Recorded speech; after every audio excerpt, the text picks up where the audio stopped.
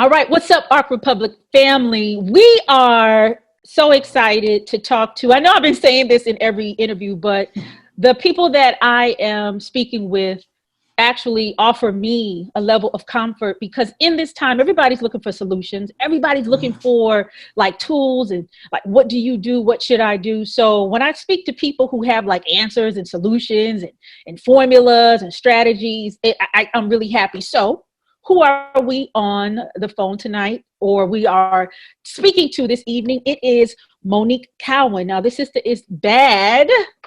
And if you are familiar with Ark Republic, she was one of the people who were honored in our Light series in December. And she was honored for doing the work of being a doula. Monique Cowan currently lives in LA County. She has been a doula for 9 years. She is a certified doula. She is a postpartum doula and also a certified lactation educator. Now, I'm going to admit it. I have a whole bunch of nieces and nephews, but I don't have any biological babies. I have a beautiful stepson. But you're still a mama. No, I'm still a mama. Yeah, you're still a mama. I have not gone through the process of birthing a child. So there are a lot of things I don't know. And so that's why I put out to the Ark Republic family, hey, y'all, guess what? There is expected 7 million pregnancies, unexpected pregnancies are coming because of that Rona. A lot of us getting it in the quarantine. Up in that house all together. Up in that house, watching that baby face and Teddy Riley fail, wait, hold up, and Erykah Badu and Jill Scott fist to come on. Oh yeah, oh no, they finna have some. We about to have some Jill Scott versus Erykah Badu babies. Exactly. It's 9 months. Yeah.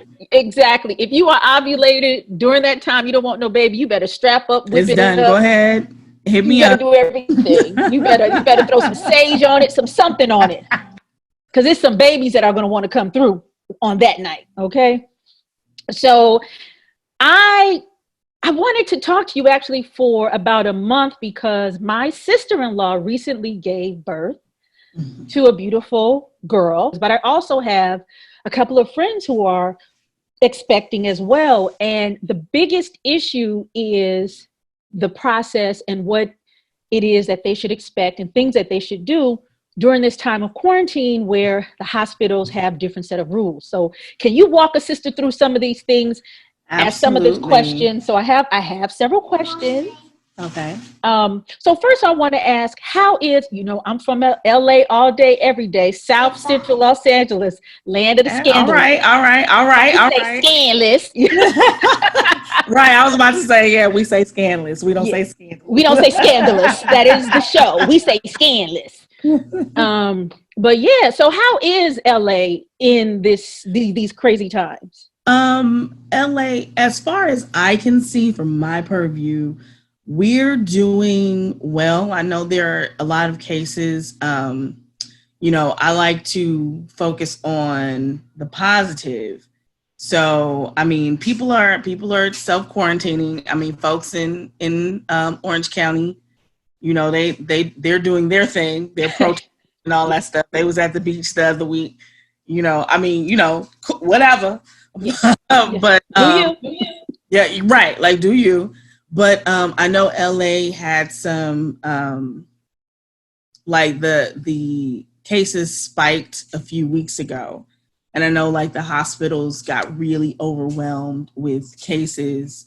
And so they changed their policies back in March, at the end of March. That's when the policies changed. And actually, I had a client giving birth on the day that the policies changed. So she was at the hospital the day before, everything was normal. And then literally the very next day we went to the hospital, she was in labor and there was security set up and everything. And so what were the new policies? Because I can tell you what they're saying in New York and New Jersey. But yeah, so the new policies here in LA, and actually it should be across the board, because the CDC, a lot of doulas and midwives and birth workers lobbied to the CDC to get their policies changed, because hospitals were kind of, they were doing a thing where they were kind of isolating mothers, and there were a lot of hospitals that were not letting anyone in with laboring folks, but the CDC has since changed the guideline and the recommendation that at least one essential support person can be in with a laboring mother at a time. Some hospitals had been allowing one and then a doula, but that has been changing as some cases have started to spike again, because people haven't necessarily been listening to the shelter in place orders. So they haven't been allowing other people in. And the way, like, there's one essential support person. So usually that's the person's partner or spouse.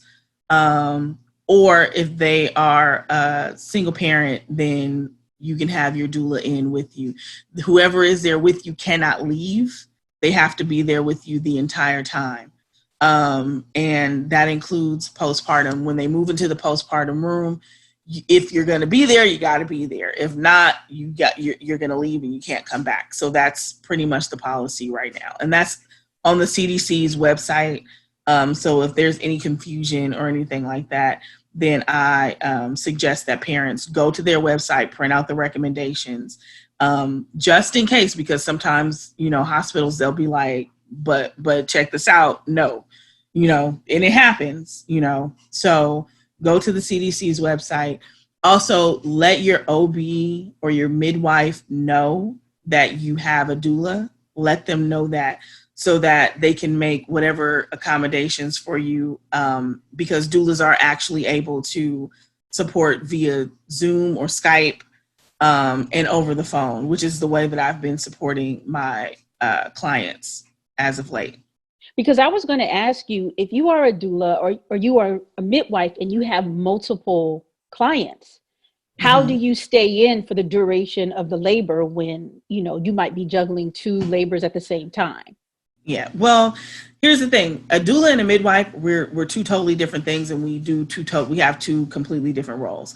So as a doula, simply put, we work with everything from the waist up, and a midwife can work with everything from the waist down. Oh, okay. Yeah. So a midwife works in the capacity of like an OB. They're not OBGYNs. They haven't gone to medical school. But they have usually gone through a nursing program, or they've gone through a midwifery program, or in some cases they've apprenticed with another midwife and they've learned the skills. So a midwife can actually do your prenatals, take your vitals, do the measurements, do cervical checks if you wanted to do that. They listen to the heartbeat. They do all of that stuff. As a doula, my role is to support you in whatever decisions you make, to educate you, so that if you have any questions about the pregnancy, your labor, what's going to happen, I'm there to educate you and give you the information. So I don't make any decisions for you. I don't even recommend the decisions, because it's kind of an unfair thing for me. Like, I'm trained, I'm knowledgeable, and I have my own views on things, but my job is to be totally unbiased and non-judgmental about whatever it is that you are deciding. So I just give you the information. I give you pros and cons, and you and your family make the decisions that's best for you. And I advocate. So wherever you are, whether that's with your family, whether that's with a midwife, excuse me, with an OB, I'm there to make sure that you're comfortable, that you are feeling safe, and that whatever thing that you have asked for, I make sure you get it. So even in the case of like a family, because I know you said you have a bunch of nieces and nephews and you have a stepson. Well, you're in the role of like extended family. So my job is to educate also extended family. So if, somebody giving Sorry birth, about that. no problem. If there's somebody giving birth and, they're like, well, my family doesn't really understand why I'm choosing this. My mom, she was like, yeah, you're going to want an epidural, but I don't really want one.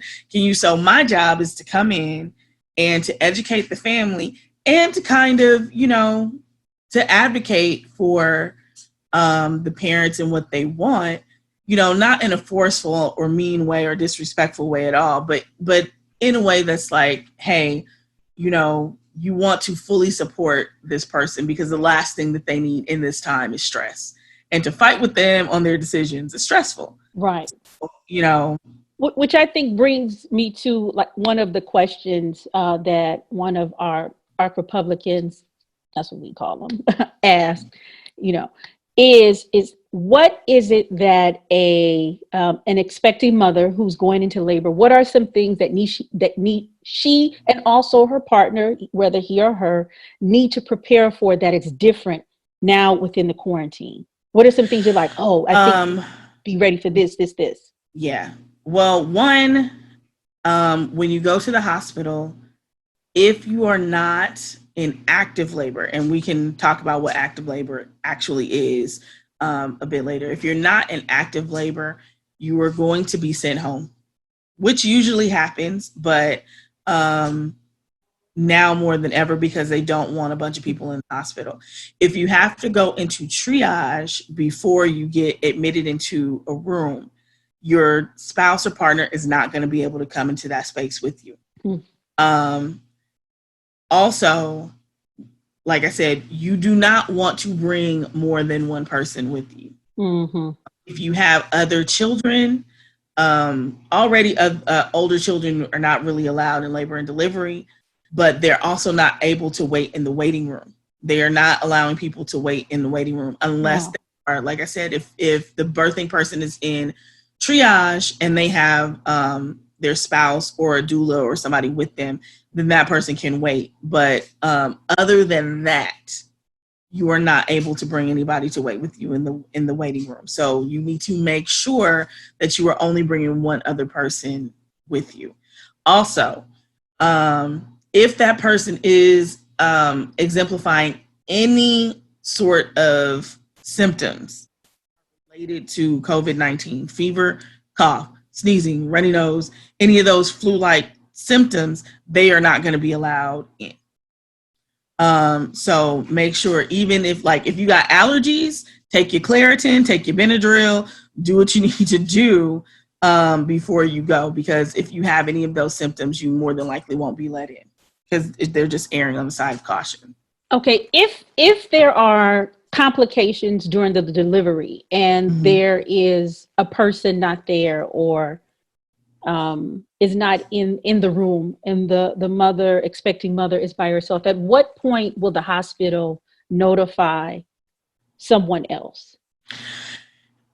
This is again why it is important for you to have a doula, a support person by your side, especially if you're not married or you don't have a partner, you don't have your mom or sister or somebody to be there with you. This is why it's very important for you to have a doula, because they will get to it when they want to get to, when they feel like it's necessary to get to it. Okay. Yes, the hospital will notify. That's just like in any emergency situation. If you have emergency contacts, they'll notify. But of course, they're going to make sure that you're okay first. And they might have to wait if you don't have any of that stuff in your file. They might have to wait until you are okay to ask you, is there anybody you want us to call?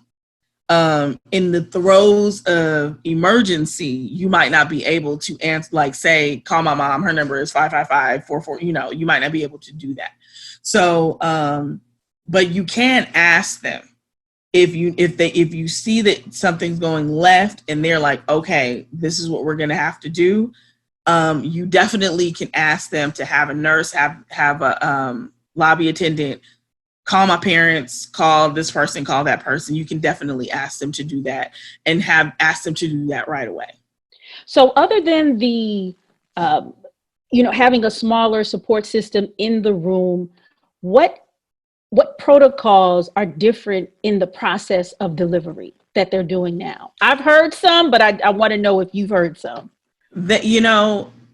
Honestly, there hasn't been anything that's been here anyway, that hasn't been especially different besides cleanliness and masks. Everybody has to wear a mask, except mom. Wearing gloves. Everybody has to wear gloves except mom. That's been the only real difference. That what had been happening, and that policy has changed as well. What had been happening is that if they see that mom has exhibited any symptoms of COVID-19 during labor or after birth, they had been automatically separating mom and baby. That's not okay. So, right, because the child needs to be immediately attached to the mother. Immediately. Absolutely. I learned that from your video. I learned that from your video. Yes. If you had been exhibiting symptoms even before, one, there are no cases where it has been proven that coronavirus had been transmitted from mother to baby in utero. Breast milk shows no signs of the virus. The placenta shows no signs of the virus. Amniotic fluid shows no signs of the virus. And the best place for a baby to be, the best thing for a baby to do if mom is sick is to breastfeed. That is the 100% best way to keep a baby from getting sick. So, because breast milk, especially that first breast milk, which is called colostrum, which is when a lot of women think, oh, I don't have any milk because I'm not leaking and I don't see anything. And, it's a very small amount because newborn bellies are tiny, tiny, tiny. And it's thick and it's sticky. So no, you're not going to be leaking it out. But as long as you latch your baby immediately and for as long as they want, them being on your boob for 20 minutes, 40 minutes. Okay, hello? All right, that was my internet. My internet paused. And so it was where the sticky part is. Let me turn on my light so you could see me. So you were talking about the breast milk for the mother. Yes. So that first breast milk, the colostrum, is very important. So for moms who, have issues breastfeeding or, that even latching your baby that first day, that first couple of days is immensely important and really good for them because the colostrum is like an inoculation. It's full of antibodies. It is full of things that the baby needs, full of nutrition that the baby needs in order for them to, one, to get the antibodies from mom to help fight infection and disease. And also it helps to seal the baby's gut. The baby, when they're born, their gut is wide open, is like has little gaps in it. The colostrum comes and like seals up those. Right. So like you hear of people having leaky gut syndrome. If people are breastfed, more than likely they won't experience that. By like when you go to the doctor and you have a lot of these autoimmune diseases, they will ask, were you breastfed as a baby? They'll ask that sort of thing. They'll ask, do you know your mother's birth story? They ask you those things because those things are very important. And it's really important because if you breastfeed a baby, it sets them up for long-term health. It's not just about, it's not an elite thing to do. It's not a luxurious thing to do. It's not, thing that you do because it's trendy. It's literally setting them up for long-term health. It keeps them from, it prevents obesity, prevents diabetes, prevents autoimmune disease, prevents lots of allergies, and also breastfeeding decreases mom's chance of getting breast cancer later in life. Wow. That's it. Latch on to that ninny, y'all. Latch on to the ninny. Okay. Baby, some ninny.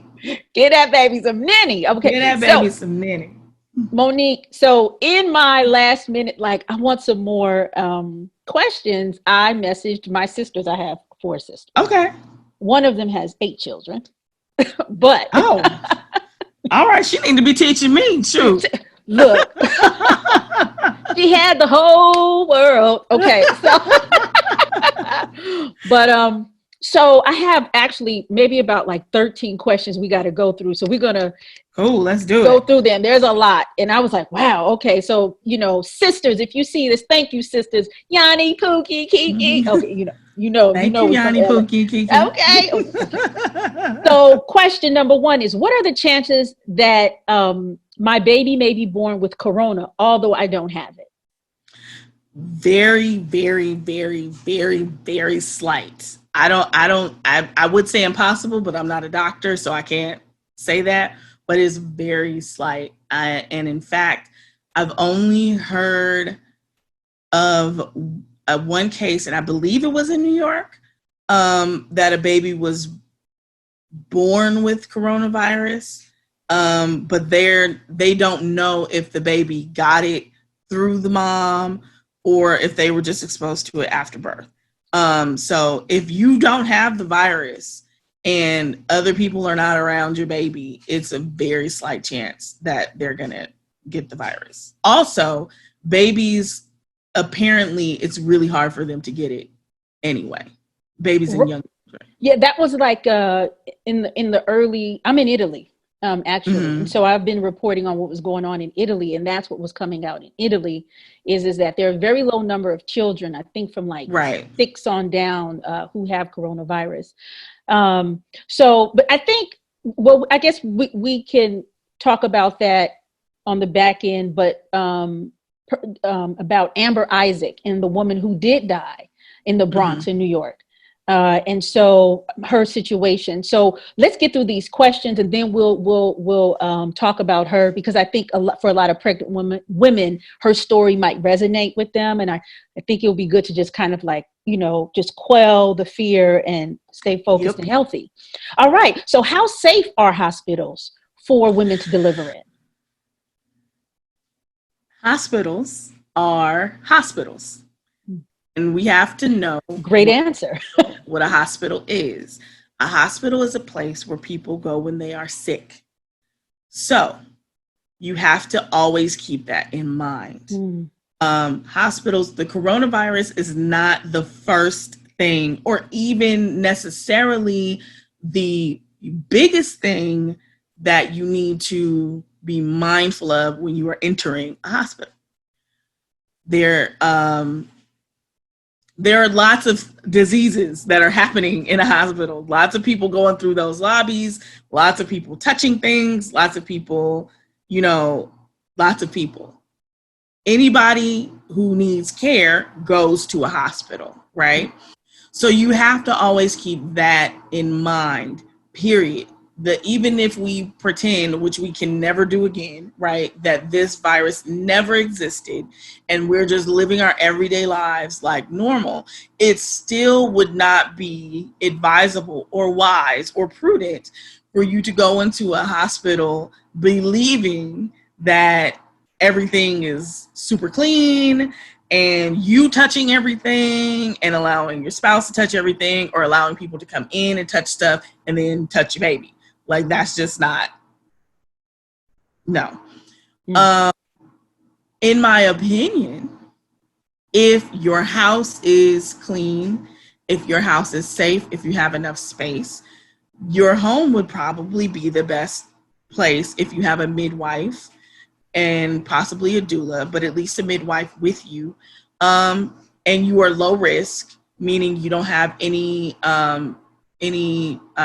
pre-existing conditions or any conditions that happen during pregnancy, like gestational diabetes, or you don't have any high blood pressure, preeclampsia. If your pregnancy is nice and normal, your BMI is nice and normal, and everything's going swimmingly, and you have a midwife, in my opinion, your home is probably the best place to give birth, because you have your own microbiome in your house, right? That's the reason why I could cook food at my house, leave it on the counter for 2 days, still eat it and be fine. But if you came to my house and ate that same food, you'd probably get sick, because we all have our own microbiome that's happening in our house, which is why shelter in place is important, because you share germs already with each other.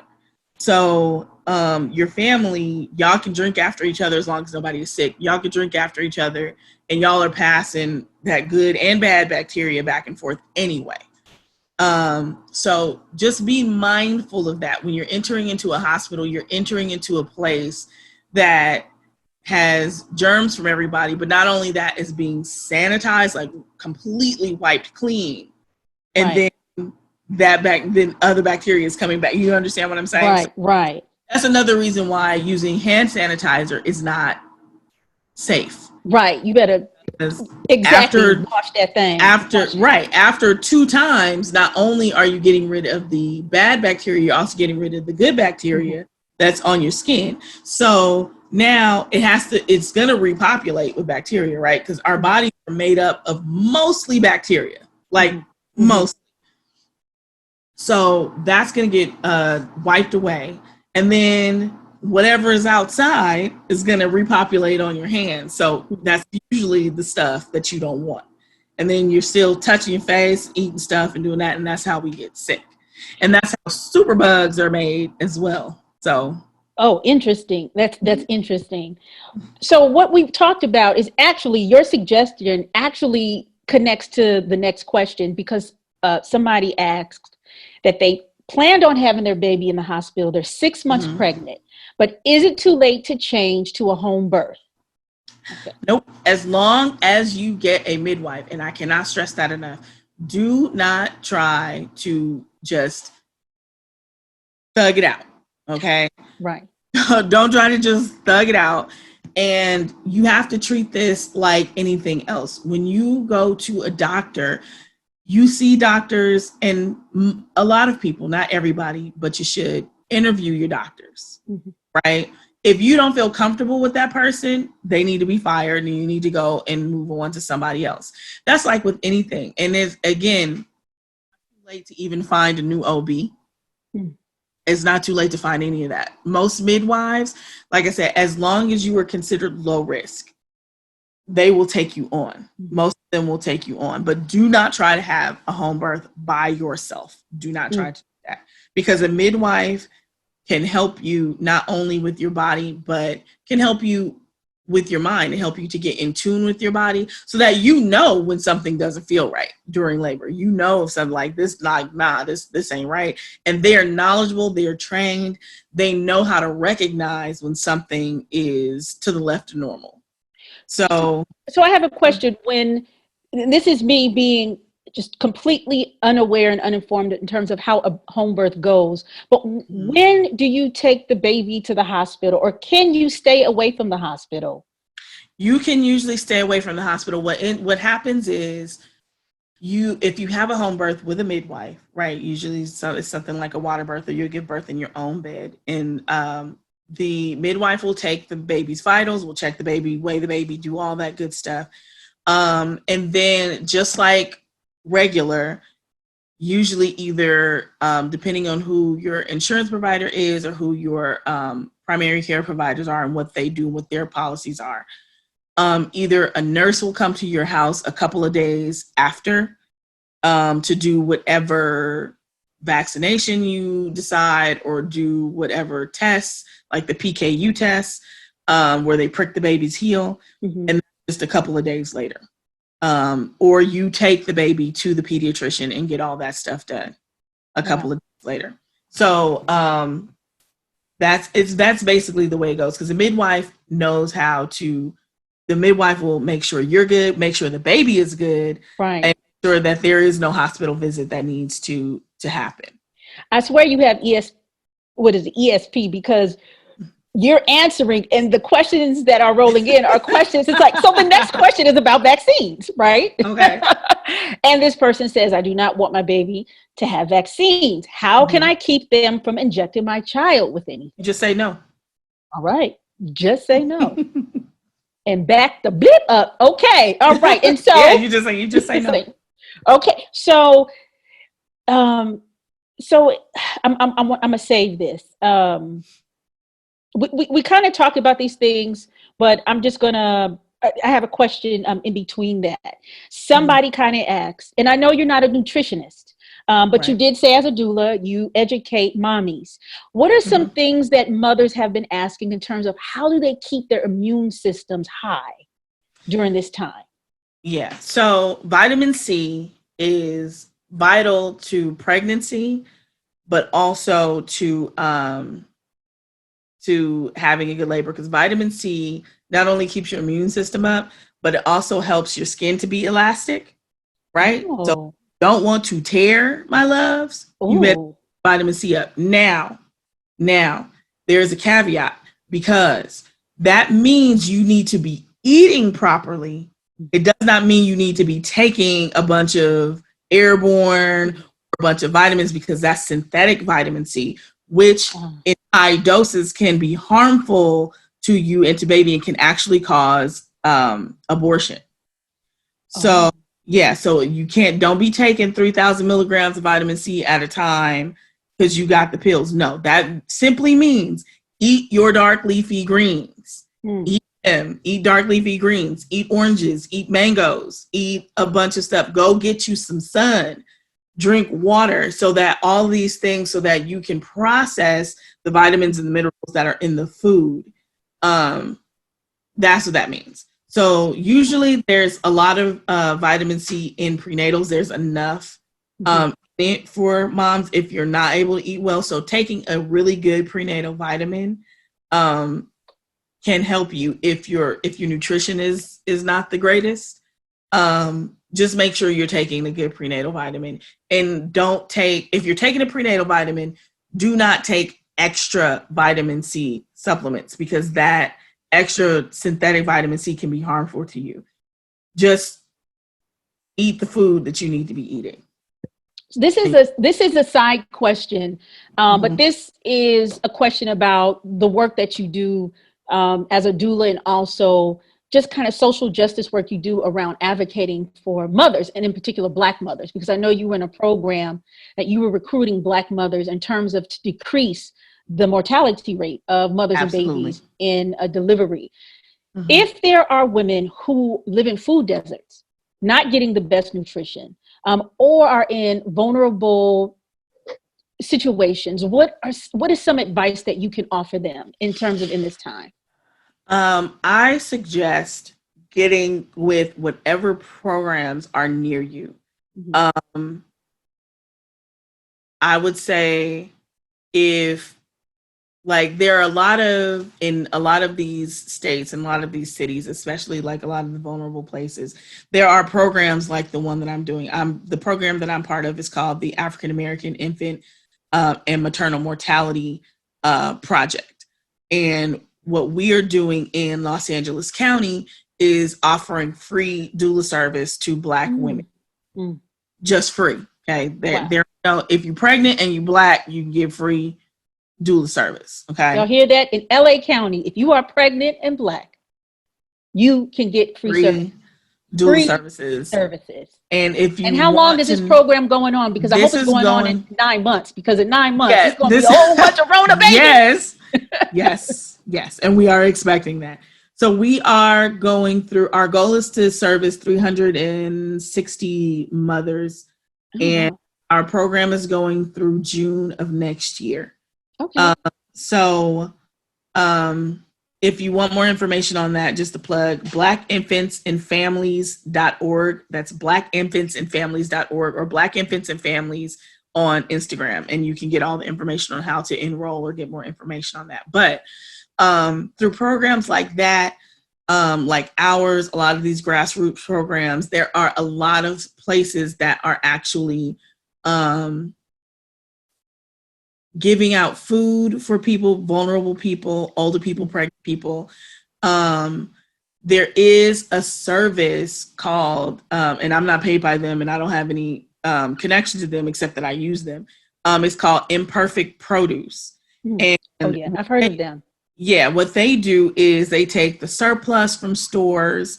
They take the ugly fruits and vegetables that are still perfectly good, and they sell them back out into the community. If you receive food stamps, you can get a significant discount from them. Oh, wow. Yeah. So if you receive food stamps, you can go on their website, imperfectproduce.com, and you can get a discount from them, and just let them know that that's what you need.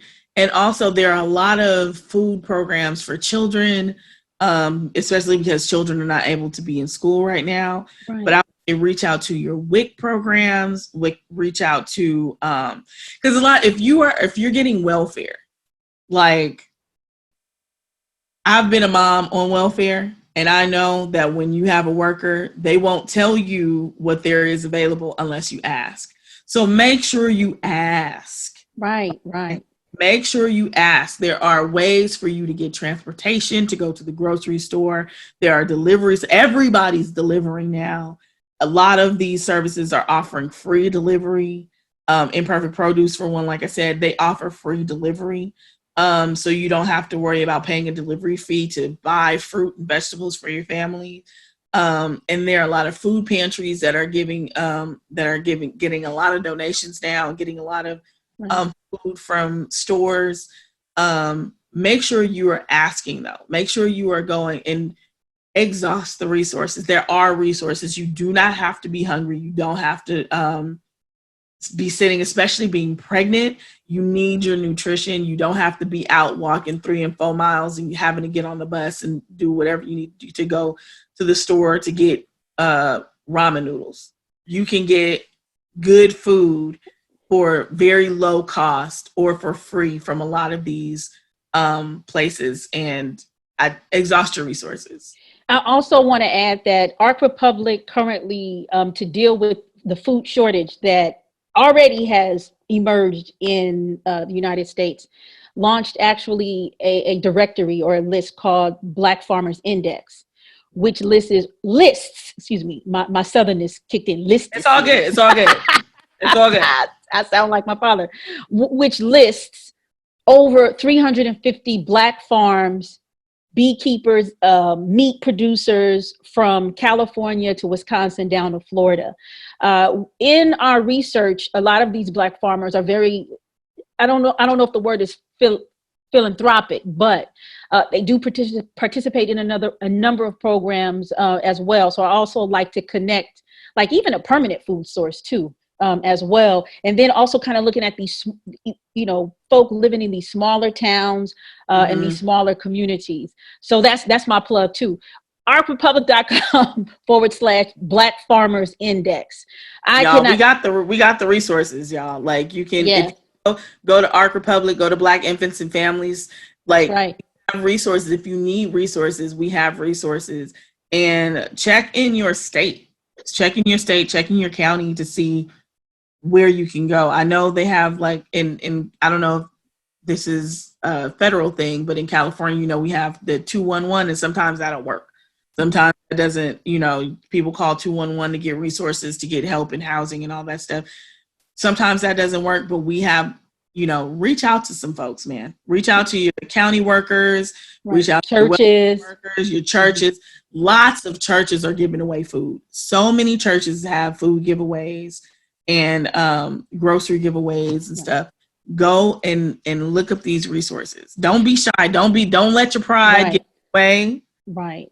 Closed mouth don't get fed, quite literally. And another thing I'm thinking is that all food that is given to you, you don't have to eat or just articulate what it is that you need that is healthy. Exactly. You can't have things with high sodium. You can't have things that, might cause diabetes. I forgot the term, what you call it, gestational diabetes. Gestational diabetes, things like that. If you are, an older woman who's pregnant, might be prone to high blood pressure. There are things, so you don't have to eat everything that's given to you. I think that's also very important, because I don't want people to, especially in this time, mommies to feel like just because they're in need doesn't mean they have to accept everything. You don't have to accept everything that's given to you.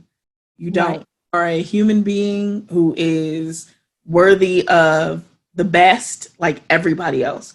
And just because you're in a situation at this time that where you may not be able to get to a place on your own, or you might not be able to buy things on your own because of whatever is happening, does not mean you don't deserve to have the best and the best quality of things, just like everyone else in the world. You absolutely do. And I think just, if we can side note, I think once you really begin to get that into your brain and really begin to live that you are worthy of the best, your situation will begin to change.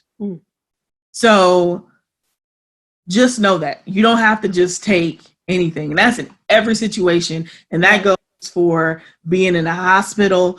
If a doula is there with you or not, that is the number one thing you have to remember. You can always say no. You do not have to accept any and all treatment from whomever because they have on a white coat, or they have a badge, or they have a whatever, or they have a title. It does not matter. You are a human person, especially being pregnant. You're the reason we are here, right? That's right. You're the reason we are here. So you're adding to society and to the world. So you don't have to take any and everything. Do your research, get some knowledge, and get up your gumption and learn how to say no. Okay, so with that, we got more questions. Questions. Mm-hmm. So here are some. Okay, so what are some common things or key things that a pregnant mother needs to reconsider within her birth plan in the era of COVID-19? The only thing, are you frozen? Are you there? Okay. I'm here. I'm sorry. I would say, I don't know that she needs to reconsider anything. Because the only thing that I would say you need to reconsider is you need to just make sure that wherever you're giving birth, that they are able to accommodate. Right. So if what you want in your birth plan, let's say like you want to be able to utilize like the shower or the tub. All hospitals don't have showers and tubs in their birthing rooms. They just don't. You might have one in the postpartum room, but that's not where you're going to be giving birth. You just need to make sure that you're able to be accommodated. So when you're making your birth plan, when you have everything on your birth plan, which is why it is very important to have a birth plan as early as possible, because you want to have the conversation with your OB about your birth plan early and often. Because what you don't want to do is to wait last minute, have a birth plan, go into the room, because the OB has their routine. You know, what they do is what they do. And that's not a bad thing necessarily. It's just, you know, they give birth, they are in the room catching, they probably caught thousands and thousands of babies. You know, you're probably not even the second or third person they're going to help deliver in that day. You know, they might have 3 other patients that's going within that hour. So you'll see them bouncing from your room to another room to another room, depending on when you give birth. So it's not necessarily a bad thing that they have a way of doing things, because it helps them to be on point. But that's why you can't, you know, you need to make sure that you present them with your birth plan as early as possible so you can have a conversation. And in that conversation, you can even decide whether this is somebody that you want to stick with or not. And it's not a terrible thing for you, and it doesn't make them bad. It doesn't make them a bad doctor. It's just that they're like, I'm not comfortable with this. And that's cool. That's totally 100% fine. You can decide, all right, well, I'm going to have to find someone else. And it doesn't have to be a contentious relationship in that way. So, yeah. Okay. So this actually goes into a really kind of a good question is that this is for you as a doula. Okay. Well, one, how are doulas doing in general? Like, what's the doula pulse? How y'all feeling? You know, sisters, y'all and brothers, y'all all right? I think in the beginning, I'm gonna keep it real. Like in the beginning, when all this was happening, it was not okay. And even still right now, like I've had clients who, you know, I'm able to be on the phone, or I'm able to be, you know, like this via Zoom. That doesn't always work because hospitals, I don't know if y'all know about hospitals and their reception. Yeah. And it don't always work. You know, calls break up. We be freezing and all this stuff. So when you're doing a job like this, that's like, this is my calling. This is what I know I am meant to do. And so when I'm not able to do that thing, it's hard. It's hurtful. And I'm not able to hold babies right now. That sucks. Like, that sucks. So, because you have the cutest baby Instagram, like the lactation and the baby crawling to the mama's ninny. It makes me so sad. If this provides any comfort, trust me, in 9 months you're gonna be holding all type of babies. Oh yes. Oh yes. Oh yes. But like, so I've had clients not, this job is a very intimate job, Right. and so the barrier of having to be via video or via phone, mostly it's been difficult. It's been difficult. I know my colleagues we've been struggling. We've been So struggling, so and what's especially I'm sorry, go ahead. especially when there's an issue, or your client is not going through labor well. I mean, Right. as well as possible, and so you can't necessarily be there to put a hand on her or massage her or whatever. That's difficult, but we getting through it. What okay, so in this, as a Mhm. doula, and people who are considering doulas are working with a doula, what is a successful relationship with the doula as a pregnant woman? Like, what are some things that a pregnant woman you suggest to do, with the doula to make this as, strong as a bond and just working through the birth as healthy as possible? Because I know you've had some um nightmares. I know you've had some nightmares. you We know actually. what, if I'm being honest, I have never had a nightmare. I've never Oh, had a nightmare. okay. And but I feel like that is because my expectation of the people that I work with, I and my intention when I go out or when I speak to somebody, my intention is that we will be a good fit, and if we are not, we just won't work together. Hmm. And I've met people that I know that are like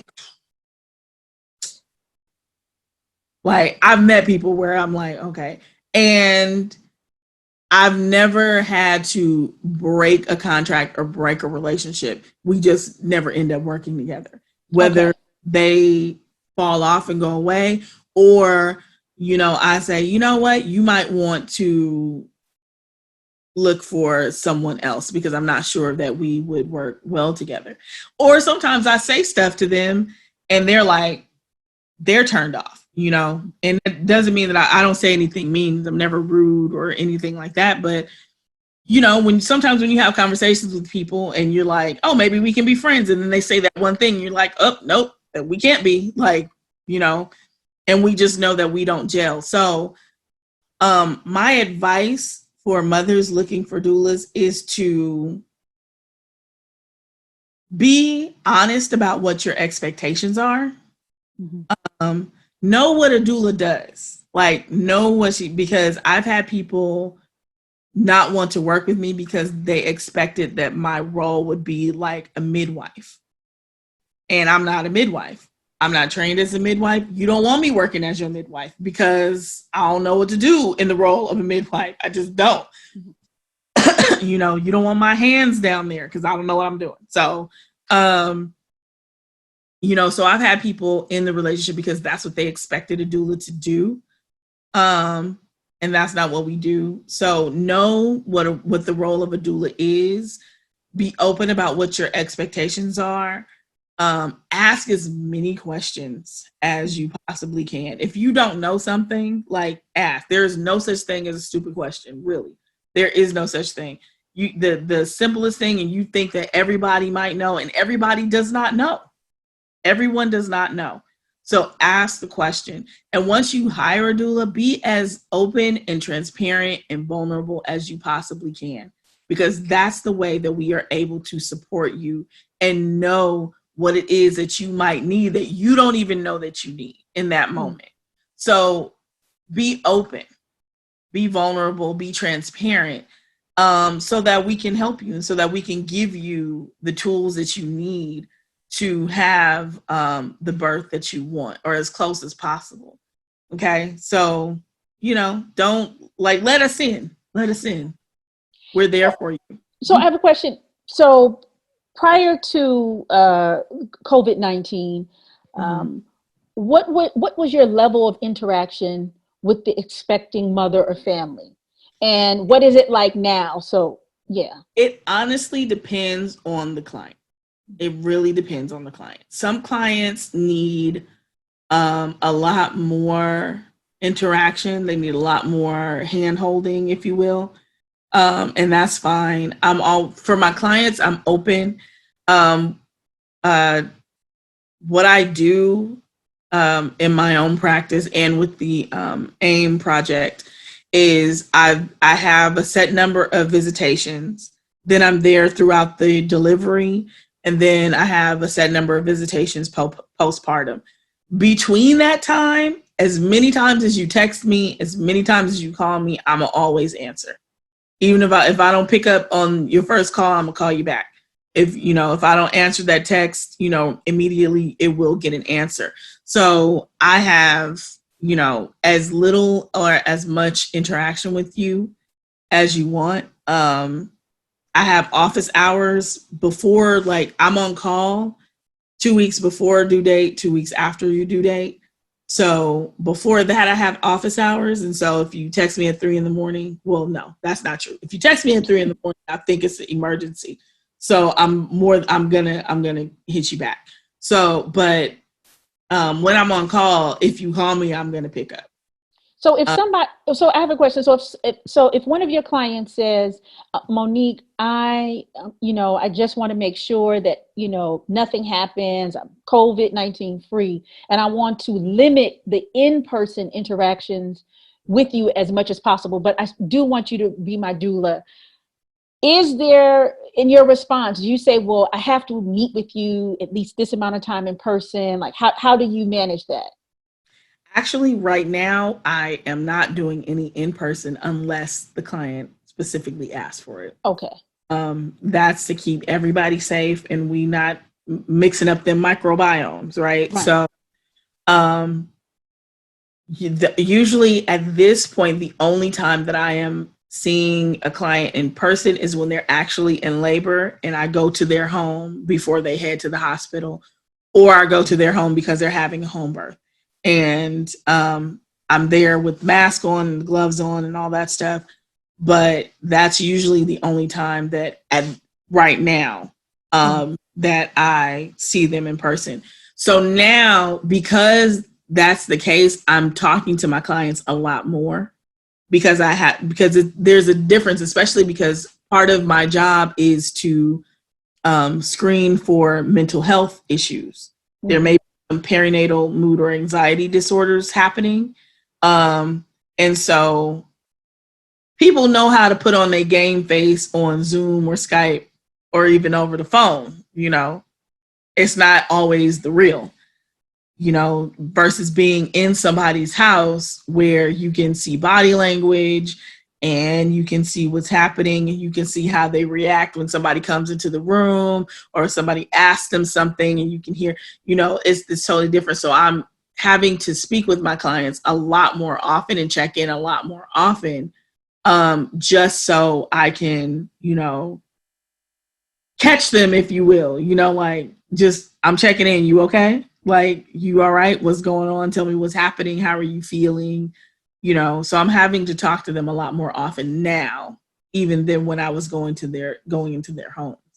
So because your work with your clients has been drastically modified during COVID-19, I'm assuming, and correct me if I'm wrong, that there's going to be probably more family support that might step in. If the partner is still around or a partner is still around, they may step in more, or maybe not. But what are some things that you tell the supporting family members that they can do during this time? Well, it's funny that you asked that because I actually started teaching, I call it like a doula training boot camp for partners or whomever is going to be the support person for the birthing mom, especially because I cannot be there in the hospital with her. So I do trainings with families. I do ask now. I always made it best practice when I meet with clients that I meet with whomever it is at least once whoever it is that's going to be supporting them. Now it's a mandatory thing. I have to meet with, if your husband's going to be there, if your mama going to be there, if your sister going to be there, if your homegirl going to be there, I need to speak to all of them, because everybody who's there, you need to be on the same page. And so that is what I tell my mother. So your birth plan needs to be shared with everybody who's going to be supporting you. You also need to have a postpartum plan, and that needs to be shared with everybody who's going to be supporting you. You cannot assume that just because somebody even lives in the house with you, that they are going to support you in the way that you want or need. So you need to make sure you have a plan, and you need to ask those people if they're okay with supporting you in this specific way. And just the same way you have to have that conversation with your OB about your birth plan, you got to have that conversation with your support folks, with your friends, with your family, or whoever. Do you need financial help? You need to ask for it. Do you need help with cleaning up? You need to ask for it. Do you need help with somebody staying with the baby while you take a nap and take a shower? You need to ask for it. If you need somebody who's just going to be there to give you encouragement and give you an attagirl or attaboy or whatever it is, you need to ask for it. Don't just assume that people, because they've been there your whole life, this is my mama, this is my daddy, and they don't necessarily not necessarily that they would want to do that, nor is it necessarily the expectation that you should have, if you get what I'm saying. Right. Like just because people are your kinfolk, it doesn't make them terrible people if they decide like this ain't what I'm trying to do right now. So you need to make sure that you are having that conversation. And I do teach families and couples and birthing people like how to have that conversation, and just make it quick and concise, and allow for people to say no. Allow for folks to say no, because you much rather somebody tell you no right up front, and you don't have an attitude with them, and you just allow, and you be like, okay, cool, thank you for telling me, and allow them to say no, and then possibly later on down the line be like, you know what, I do want to help you, what can I do? Versus somebody saying yes and having an attitude with you the entire time they're helping. Or ghosting and not even being there. Okay. All right. Because that, by and large, is what I have seen with my clients. When I ask them, I always ask, who is your support system? Who's going to be there for you, when I'm not there? Who's there for you now? Who's going to be there for you after the baby is born? And, oh, yeah, my friend, my sister, my da-da-da-da-da. She says she's going to be there at the birth and all this da-da-da-da-da. And then when go time comes and I'm like, your sister coming? I called her. She's not picking up. So I have I have a question about postpartum depression and just like mental health afterwards. But before I get into that, I have one last question in terms of from an expected mother who has children already. Okay. And so the question is, what are some tips you can provide to avoid exposure to a newborn and you have other children under 5 and even over 5? But what do you do in those situations? What do you suggest? I would say as much as you possibly can, whoever is helping you, because you need help, and I'm assuming you have help, that person is in the house with you. If you can get somebody to stay with you, that'd be lovely. Or at the very least, that they're at their house and the only other place they're going is to your house, and that they're keeping the older children. If any of those children have any symptoms of illness, and I'm not just any illness, period, right? That they are being kept separate from you and the baby, because I'll say this too, and this is what I tell mothers. It is far safer for that newborn baby to be exposed, especially if they're breastfeeding, to be exposed to germs than it is for the mother who just gave birth. Your immune system is tanked because your baby has taken all your stuff, right, to be born. And then if you're breastfeeding, it's still taking your stuff. So that's another reason why it's important for you to eat well and for you to take prenatals, even throughout, especially if you're still breastfeeding. Take prenatals throughout your postpartum, because that helps to boost your vitamins and minerals when you're not able to eat as well as you should. Now, you can have a diet of Top Ramen and McDonald's and drink Pepsis all the time, and you'll still be able to grow a baby that's healthy, and you'll still be able to breastfeed a baby, and that baby will get everything it needs. However, you will be 100% depleted. Have brittle bones, your teeth is going to start falling out, and you're going to be sick. But that baby will thrive because that baby is going to take the nutrients that it needs from your bones, from your organs, from your bloodstream, and from everywhere else. Right? So that's what that's what's going to happen.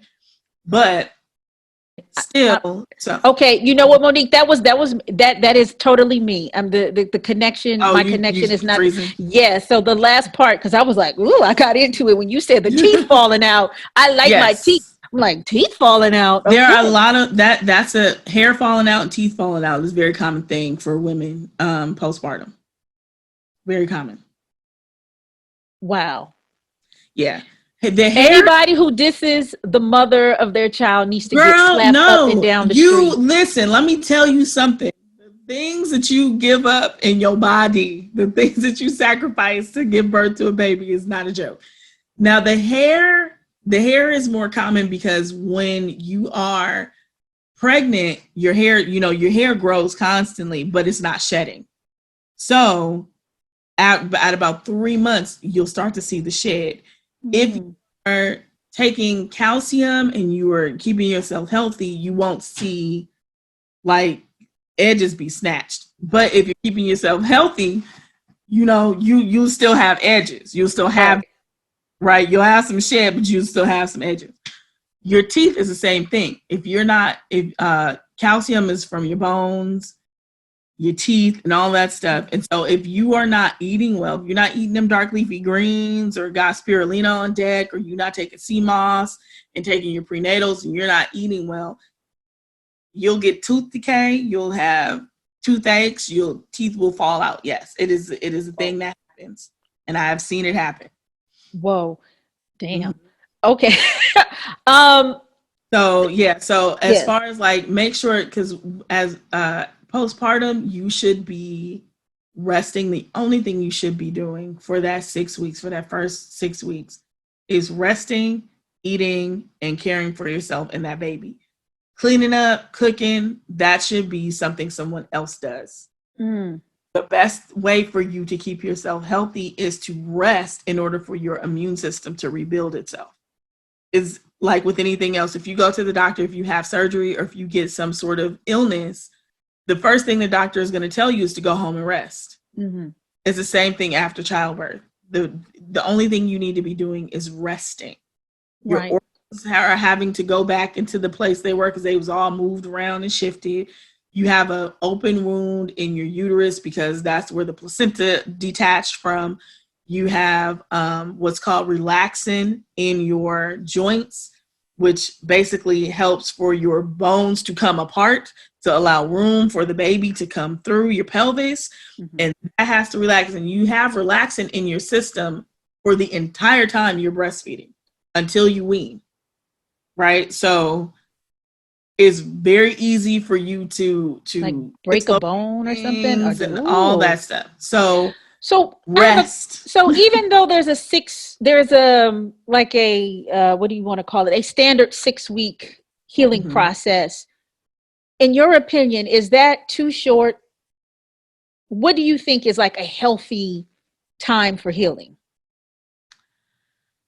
There is a study that says, and I have to get that to you because I was taught, and this is very important, that you don't quote studies unless you have yes, you can cite.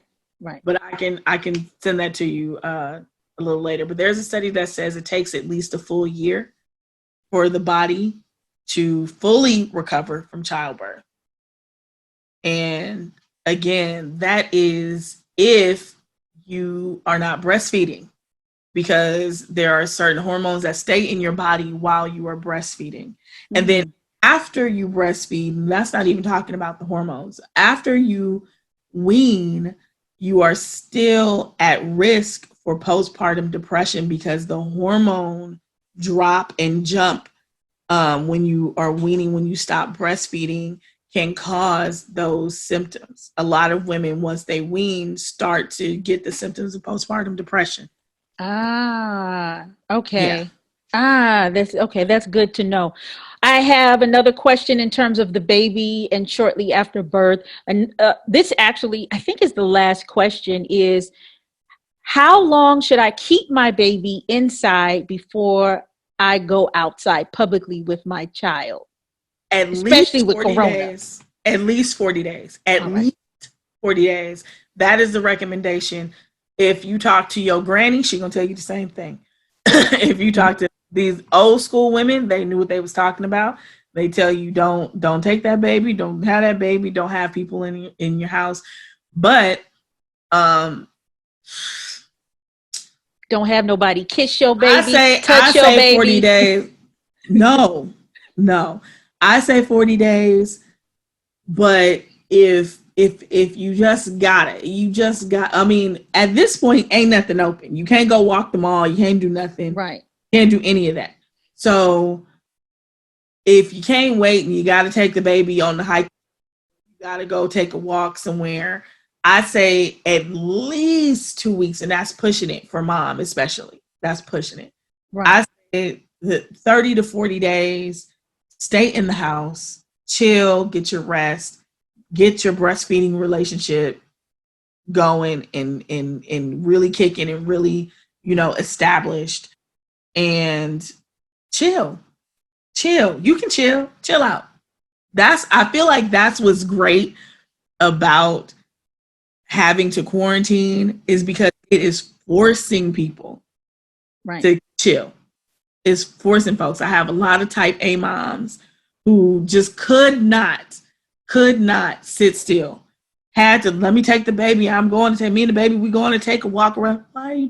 Why? Mm-hmm. You can go to your backyard, to your patio, to your balcony, chill, go outside, get some fresh air, and go in the house. But this is forcing. It is forcing those mothers stay home. Stay So home. this, so this is, I believe, the last question. We got through some really good. Oh, your answers are just so wonderful and very informed.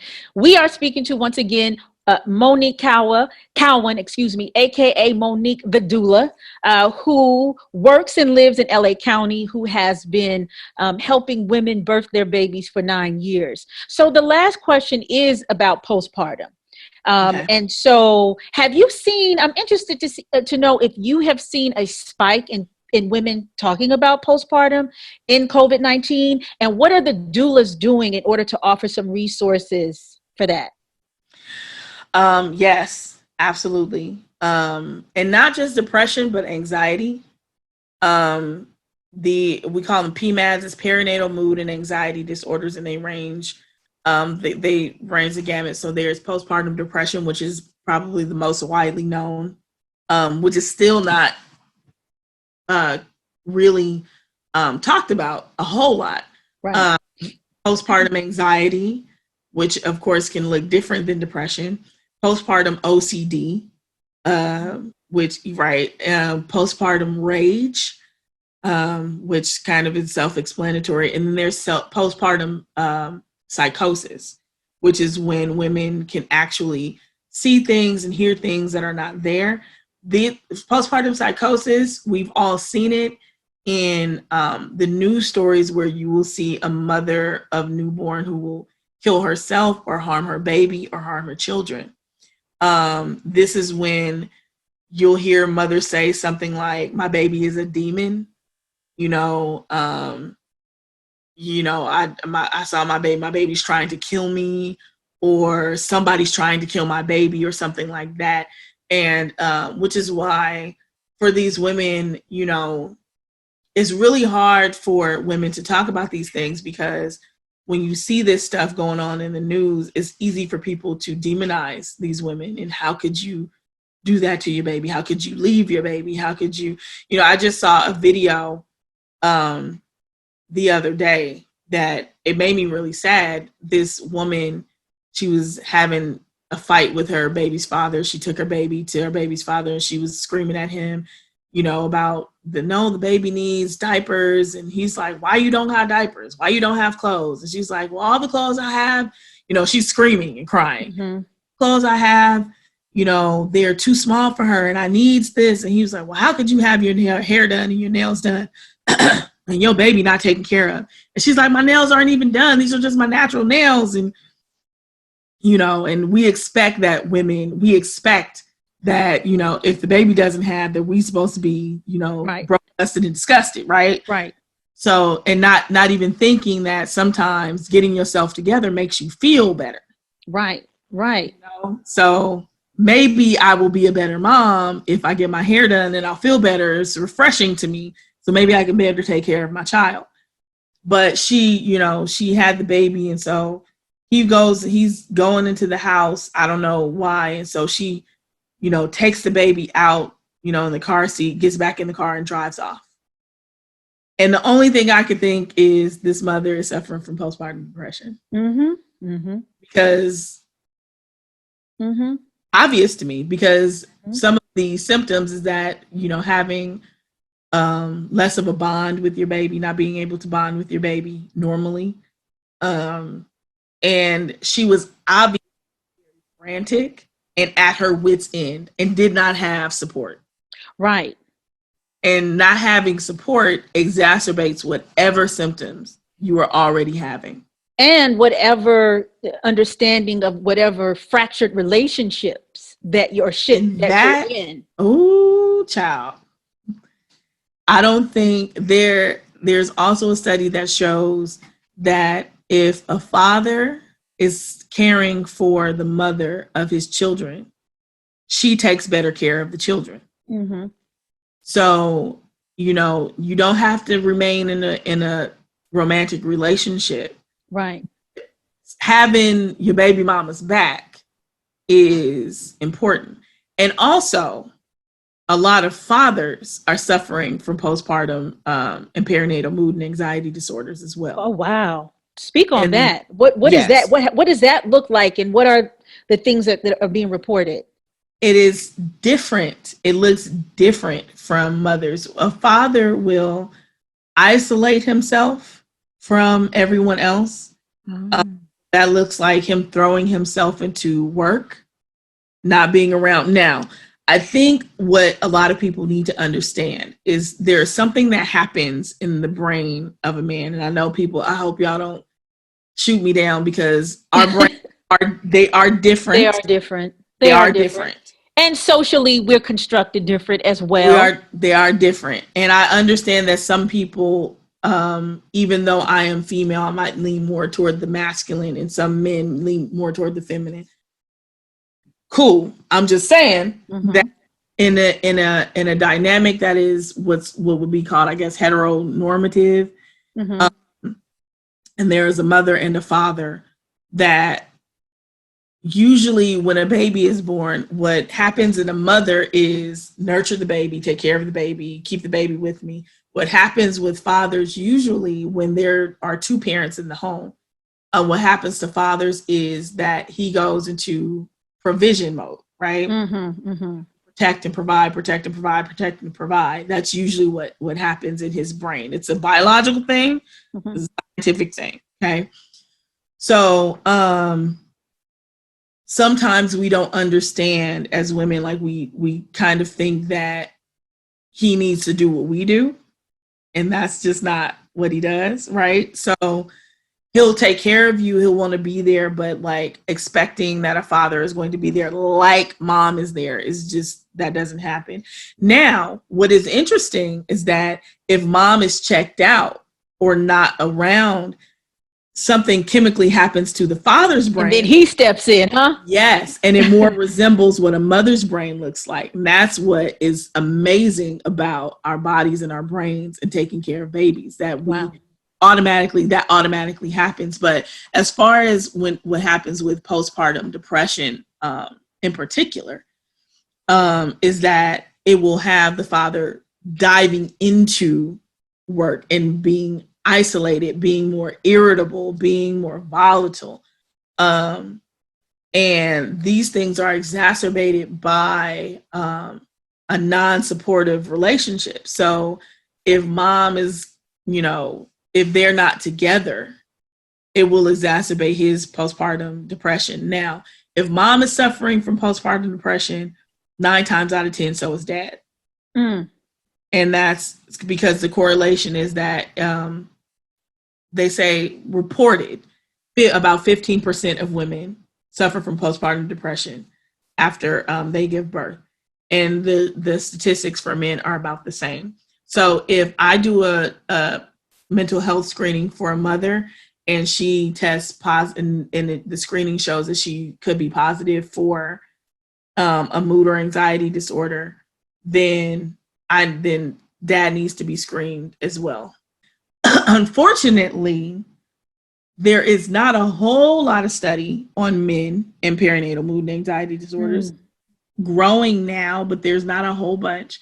And so there are not a whole bunch of therapists who solely deal with men and with fathers for mood and anxiety disorders. But there are groups, there are people, and there are therapists who do help families and help men as well. But yeah. Well, this is a great time for people to reconsider that, because like we said, there's going to be a lot of babies, coming. Yes, absolutely. In 9 months. Okay. So I know I said I was going to talk about the woman in New York. Her name was Amber Isaac, who pregnant, said that she was expressed anxieties, that her delivery was not going to go right. Said that she thought she was going to die. From what it is that I read, she had several conditions in her pregnancy and was not able to see the doctor. Not that she was able to, but the doctors, because in New York, because it is the epicenter of coronavirus, her appointments, her appointments were either postponed or they were delayed or they were canceled.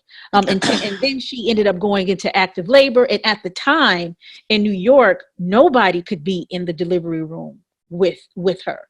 And so her partner was not in the delivery room, and she ended up bleeding out because whatever the complication she had caused her to not, to stop, the bleeding didn't stop in time. So I know this is a very kind of sketchy details about Amber Isaac's experiences, but for women, well, one, always trust your intuition. Like for me, always trust your intuition. I mean, I'm not a scientist, but could you just give kind of like some thoughts about, what can women in these type of similar situations do? Well, first, I don't suggest that anyone who is pregnant right now read that story. I just don't, because I don't ever want you to feel like this is going to be you. And sometimes when we are in these vulnerable states, we don't know the boundaries between ourselves and others, and take on the pain, and we think it's us being empathetic, right? We're empathizing. Because I tell my clients too, like, don't ask other people for their birth story. Don't ask them, because every birth is different, and sometimes people like to connect through pain, and that's harmful for you at this time. But what I will say is that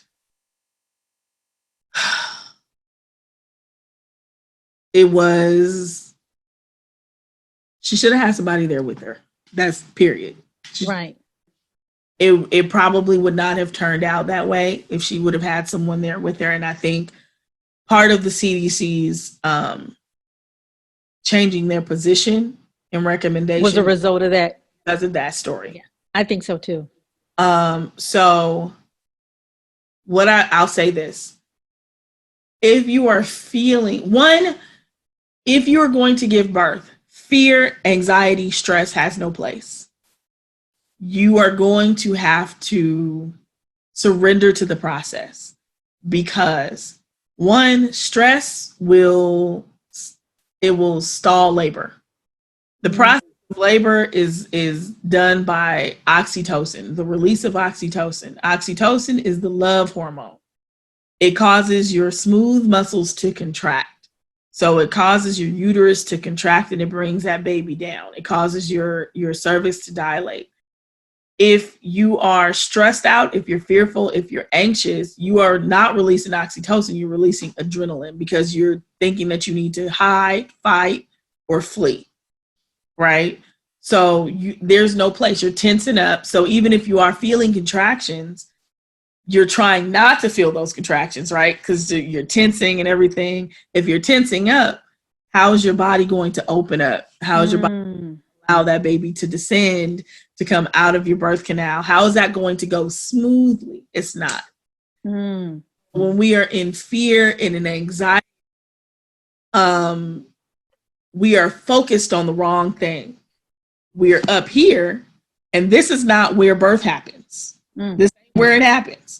Birth happens a lot lower. It's a whole lot lower in our whatever body. that chakra is. I can't tell you what it is right now, but what it's a 100% root chakra happening. Okay. 100%. Okay. So your focus, you can't think your way through birth. You can't. You have to surrender to that process. You can't, once it starts, you can't stop it. It's going to keep going until it's done. What outcome is. Sometimes we know that outcome is not the greatest outcome. I can't promise you that even if I'm there, even if your husband is there, even if you have the greatest midwife, the greatest OB, we cannot promise you that the outcome is going to be 100% great. We don't know. But what we do know is there are 7 billion people on the planet, right? So by and large, birth works. Right? If it didn't, we'd probably be a lot fewer people on this planet. There are 40 million people in California alone, all by ourselves. It's 1 billion people in China alone, all by themselves. And that place had, for a long time, a one-child rule. So we know that birth is happening and it's working and it's doing its thing and it does what it needs to do. What you need to do is trust your body. Trust your body, trust your baby, and surrender to the process.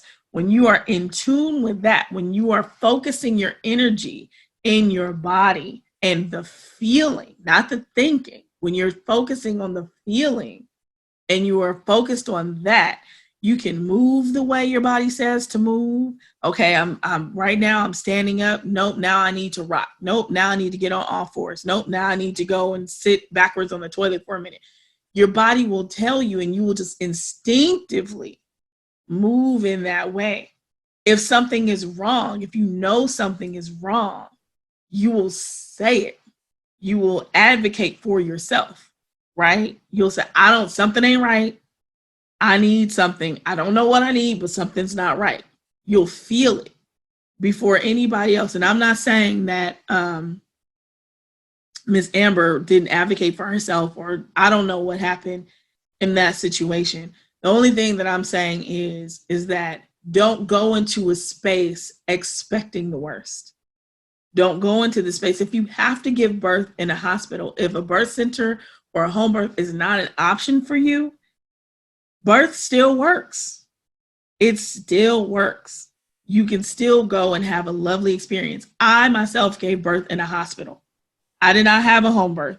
I did not have a birth center birth. I did not have a midwife. I had a doctor who, by the way, didn't even show up until after my baby was already out and I needed stitches. And he was the one that did the stitches. We had a whole fight about my baby's due date because he wanted to induce. And I was like, nah, cuz I'm not finna induce.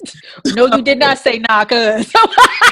At some point I said that and worse. But you had to bang on him. Bang. The point being that I had an awesome birth. I had my doula in the room with me. My mom was in the room with me. And the nurse, the head nurse, caught my baby. Mm-hmm.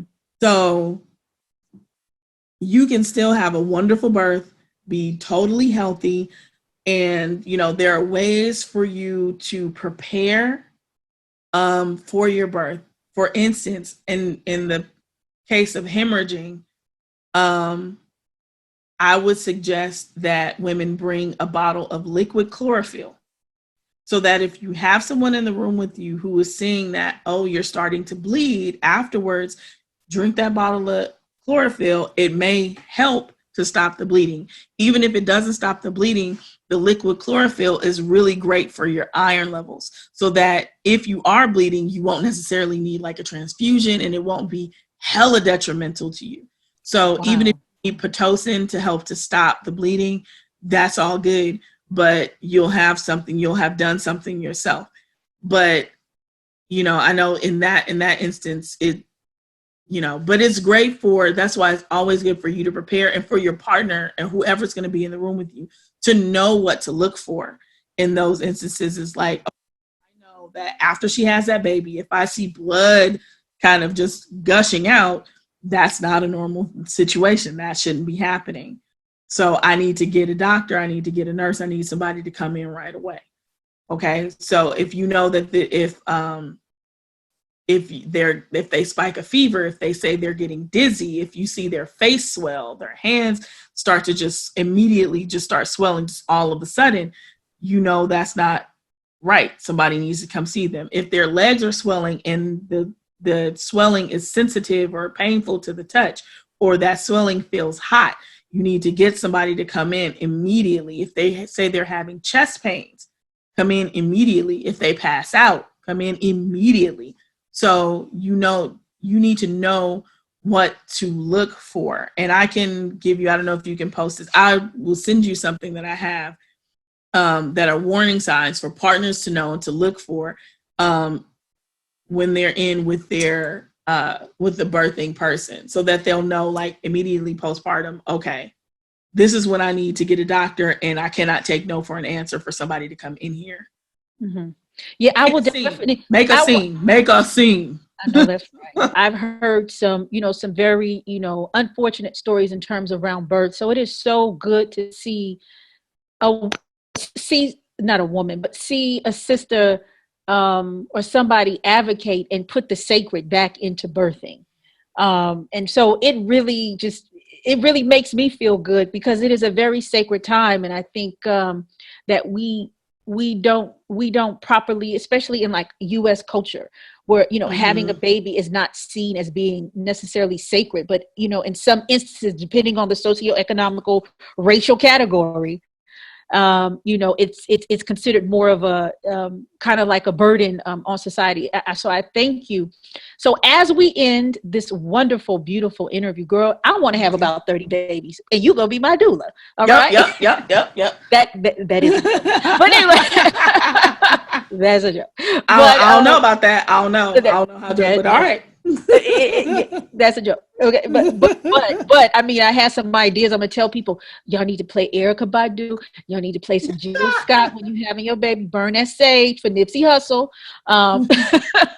But final thoughts. What are some things that in our conversation that you were like, oh, I need to mention this as we close up?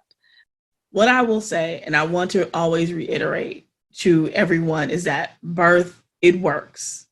Birth works. 9 times out of 10, it works. Everything is great. Everything is fine. Plan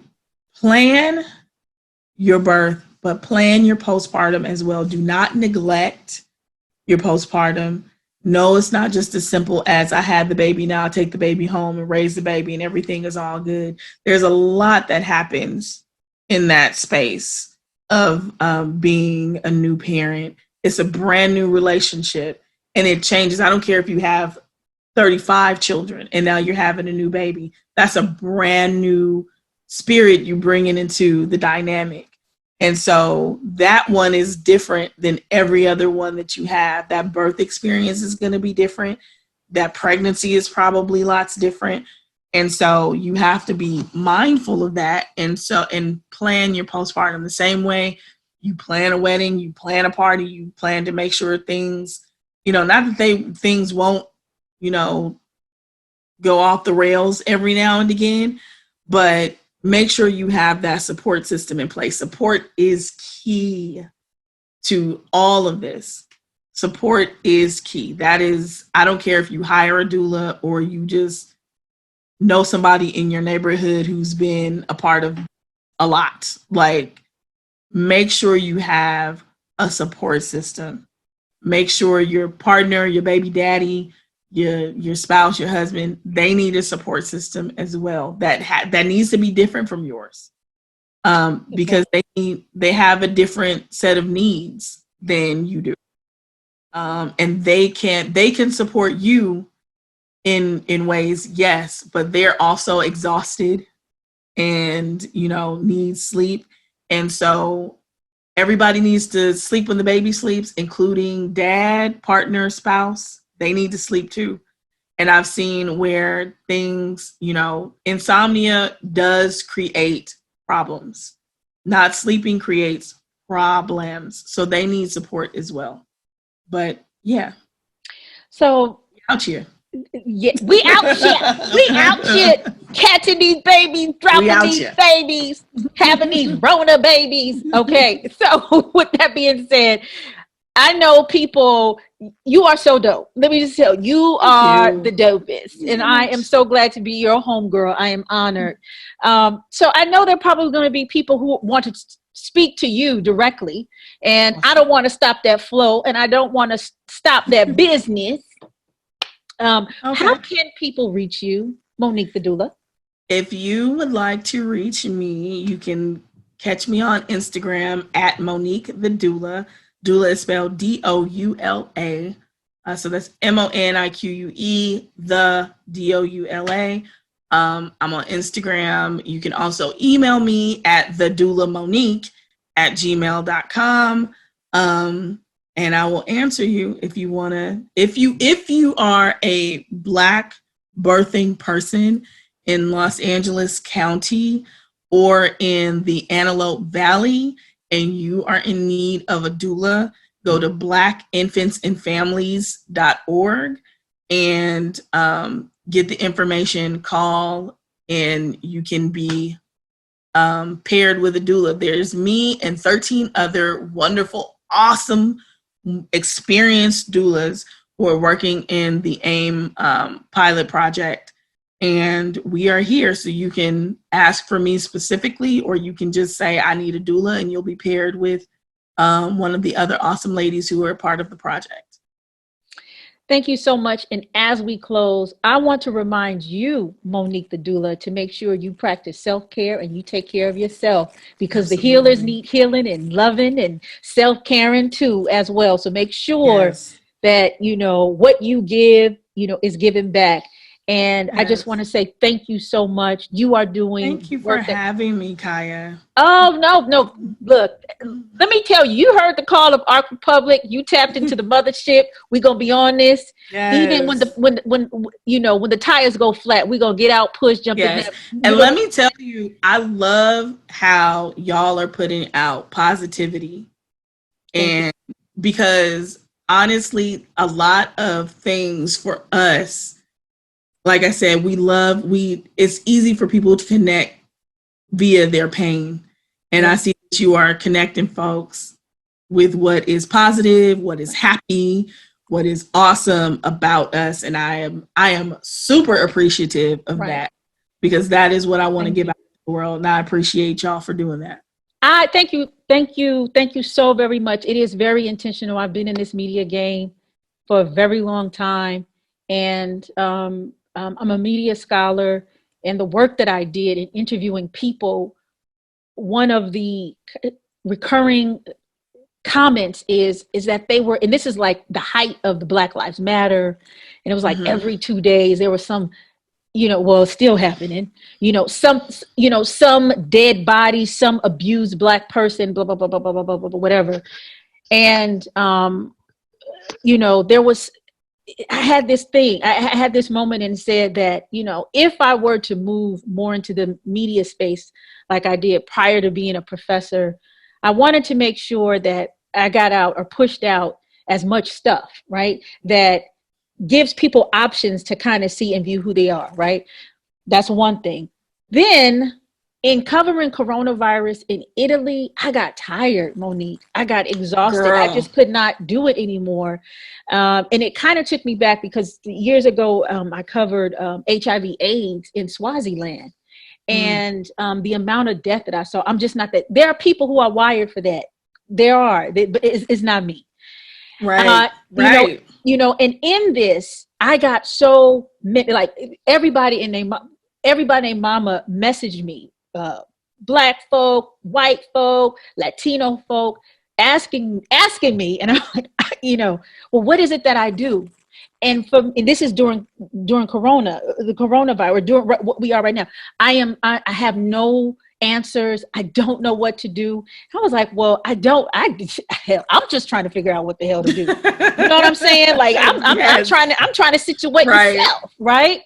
But one of the things I was clear about in it is I had this moment of clarity, and I came out saying I refuse to allow anybody to write who I'm going to be, what I'm going to be on the other side of this, because I think that's one of the problems is that we just got so complacent and allow people to dictate to us who we are, what we need to do. So that's why I'm calling on y'all, you know what I mean? To give us tools, strategies, things to think about, ways how to maneuver and everything so we can be better, do better, and shine in all of our glory. And I thank you for that. And I thank you for recognizing that, we're a very small company with very limited sources, but folk like you bring that A game and make us shine all over the world. Thank you. I always got you back. I always got you. So whatever you asked me to come on, I don't care who asked me to come on. Arc Republic is always gonna be first on the list. That being said, for those of you who are having a baby, this is a great resource. I will definitely touch back with you, if not sooner than later, but definitely when the Rona baby start popping up, I want to see exactly. Absolutely.